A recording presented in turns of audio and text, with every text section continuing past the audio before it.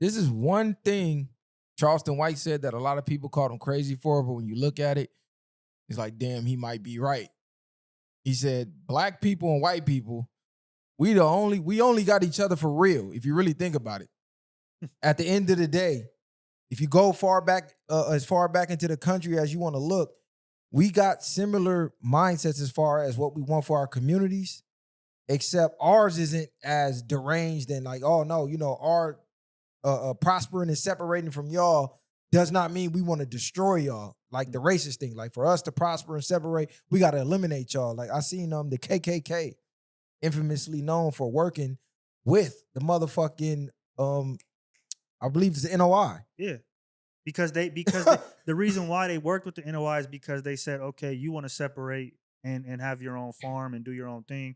We don't want y'all around anyway, so let's help to a certain degree facilitate that. Right, because I'm thinking about that. It's like we got these foreign entities gutting America from the inside out. So it's either we gonna take the blinders off and be like, okay, let's get these entities out together, because that's what it's gonna take. It ain't just y'all gonna be able to do it, and it ain't just us gonna be able to do it. They got too much interwoven. They got too much shit going on. So it's gonna take everybody. But that's a good point. But it seems like every time a big issue that's worldwide comes to the forefront, is black and white. Literally. Like between black people and white people. We discount all the other races in the middle. And it's like, nah, this is the problem for the blacks, this is the problem for the whites. And it's like you said, I think more so, even though some of the things Charlie Kirk was saying, I think it's impossible for most people.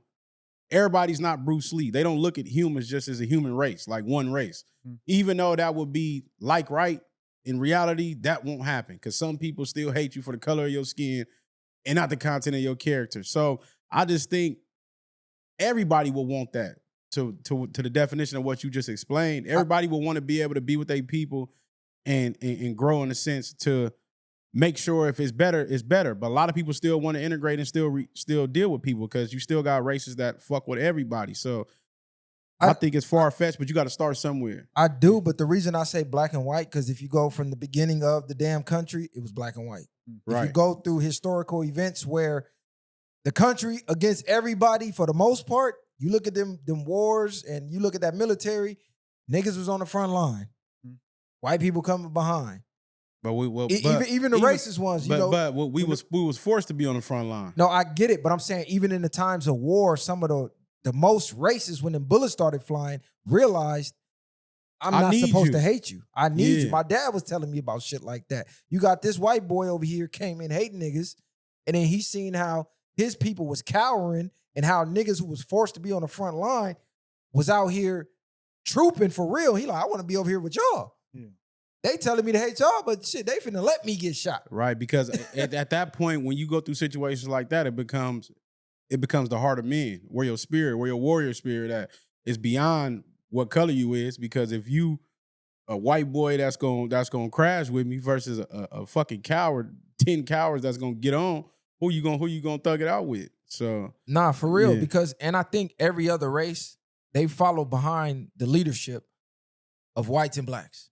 So they pick their side, and then that's who they follow. They sit back, they wait for the whites to make a move, and then they follow them. Or they sit back and wait for the blacks to make a move, then they follow them. Rarely in history do you ever see any of these other subcultures making a move. Why? Because they all come from somewhere else, and they just happy to be here. Whereas you look up on a map and shit, we were just here. You can argue about who was here first, but as far as back we can remember, we both was here. I think that's for sure. That's a great point. That's very valid. And I think they just get to the point where white people are already in position, and it's like they've done everything to try to get us out the way, but we ain't going nowhere. So it's like black people, we gonna stand up regardless at whatever point. So I think a lot of that comes to play. Everybody else just falls in line.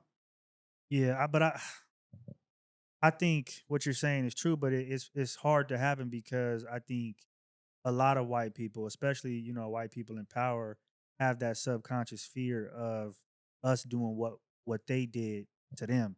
So it's like, if I do rely on you and I do become vulnerable and I do open up and I start to, let you become equal or next to me, now you might do what I did. And even though we talked about how our culture, we're looking to just prosper, and that's not really a part of our plan, I think those people will always have that subconscious fear. And that's the reason as to why they don't let it happen. Because a lot of people, like you even look at the whole Kamala and Trump thing. You got a lot of white women that go around every day acting like they're probably the most for everybody person in the world, right? But when it came down to it, it was self-preservation. It was our race over, what might benefit our race over what, and I'm not saying Kamala would have benefited our race, but just optics wise, right? Like, this is what's going to benefit us over you. So even if I want to be one, I'm going over here because I'm going to be okay. And at the end of the day, that's what really matters. Because if I let you get one up on me, I might be cooked. But you know what's crazy? They say sometimes an enemy could be more loyal than a friend. Woo. Versus what I mean is if you dealing with an enemy, it's like you low key know what you're getting from them. Yeah, no, we agreeing upon this, but I probably won't hesitate to do something to you. You won't hesitate to do something to me. A friend or more so be quicker to cross you because of the love and everything else that come with I see that. what you're saying. So it's already a line drawn when you're dealing with people in that way. We know exactly why we're dealing with each other for whatever business we got, whatever things we need to handle, and y'all just go about your way because not, it's gonna be something bigger out of that. It's like the Bronx Tale, Sonny. Would you rather be feared or respected? And then he goes into being 20 cents. Because I was going to go along the lines of what you just said of, I'm not saying we got to kumbaya and just become one. We're different. At the end of the day, we got different cultures, so I'm not expecting everybody to just, oh yeah, we won now. No, we have a common goal. We can help each other with this common goal. And like you said, okay, boom, mission accomplished. Do y'all thing. We're going to do our thing. The ones who want to mix. The ones who don't, you got the right to do that. Because I feel the same way. So I can get how the NOI was clicking up with the KKK in a sense. I know this is going to sound crazy to y'all, but a lot of the shit they saying, I'm thinking for us too. Nigga, stop crossbreeding. You're breeding us out of existence. Stop building up everybody else's community. Let's build our community. So a lot of the things they were saying to their people, I felt like we should have been saying to our people and doing as well. Just minus the, okay, let me eliminate you because I view you as a threat, like you said. Yeah. That's the only part I disagree with. But then it's sometimes I look at it in a sense too. It's like, we go down history and say it's been black and white. But if we go down history, ain't nothing worked because we still at this problem where we at now. Yeah. So is it time for something new to be presented at this point? Because we tried everything else and we're still here in 2025 where people are still getting lynched. We're still having a certain situation. That's why I said, do y'all think it's an urgency for us as black people to clean up and get our own backyard really right? Because how we even can get a common goal with other people, we can't even get a common goal together. And that's why I feel like it's cliche to say, but the journey is the destination for us as a culture at this point. Like when you look at the 400 years, when you look at some of the things we're talking about in this conversation right now about coming together, it's almost like, how can you can kill a person, but you can't kill an ideology. So, right. So if I've instilled in you to hate this person for their color of their skin, whatever it may be, their religion, and this is from 1,000 years ago, this is embedded, right? Like into just your being, your DNA, where it's like it's gonna be so hard to take that out that I just don't see how we can get to that point. Because Like, let's be real. If we look in history, it wasn't really no other races being a direct cause of our demise. Yeah, they might have added to it, but at the end of the day, we always got taken down because we had a fucking backstabber, like you said.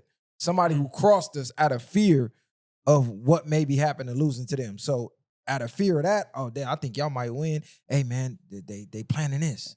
They planning that.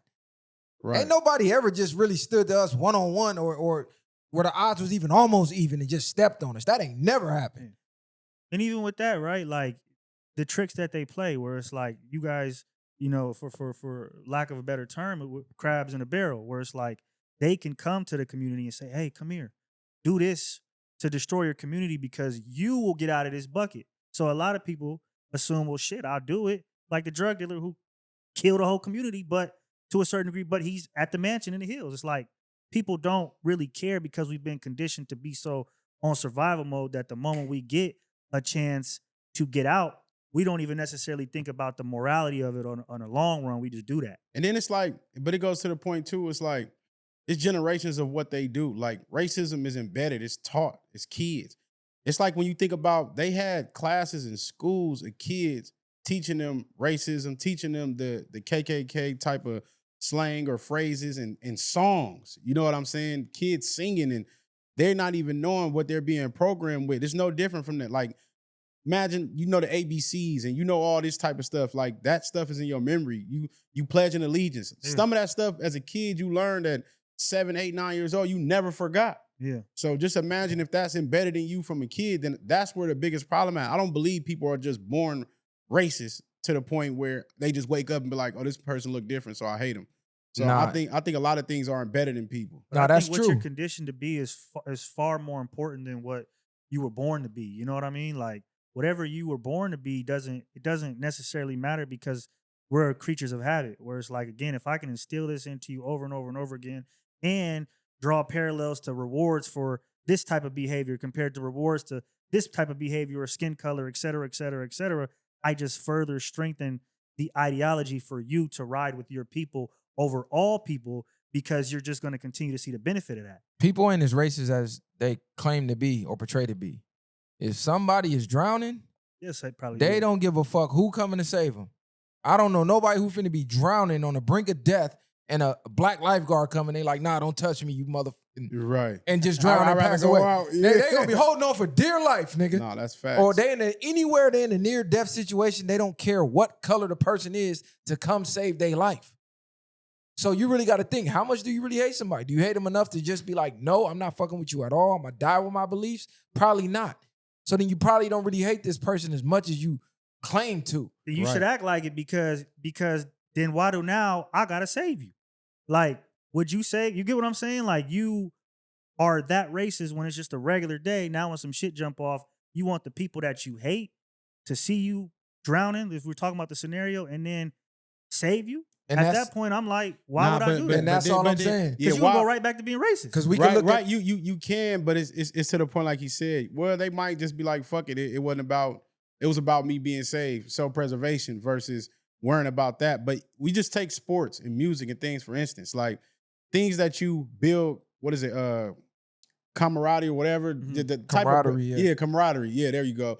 You build that type of stuff when you do sports, when you do certain things. You didn't have maybe Mexican friends or white friends that Yeah, that's parents true. don't care, but they come up like, man, you know what I mean? This nigga got my back. Or you sparring with somebody over years of experience. The things you go through with people allows you to have a different light on it. Like, nah, I really got black friends. My people probably racist as fuck, but you know, throughout life or being together and around people, you have a different outlook on it, I should say. listen, when people are in survival mode, the hate eliminates, their brain eliminates the hate.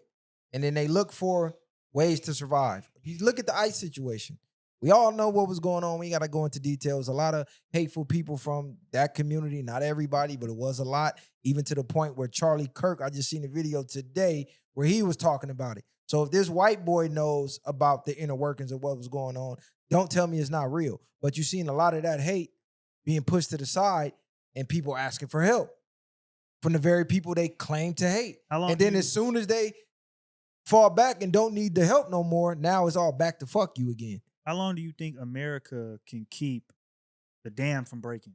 Where now it breaks and Americans feel that way, where they're like, okay, let me rely on the person next to me.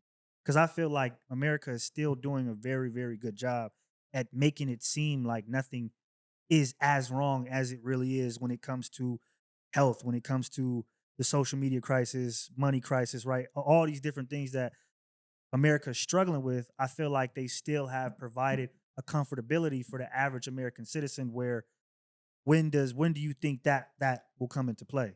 Bro, when people critically think, That's the key point. The key point is thinking, which is why their key point is to keep you from thinking, to keep you distracted.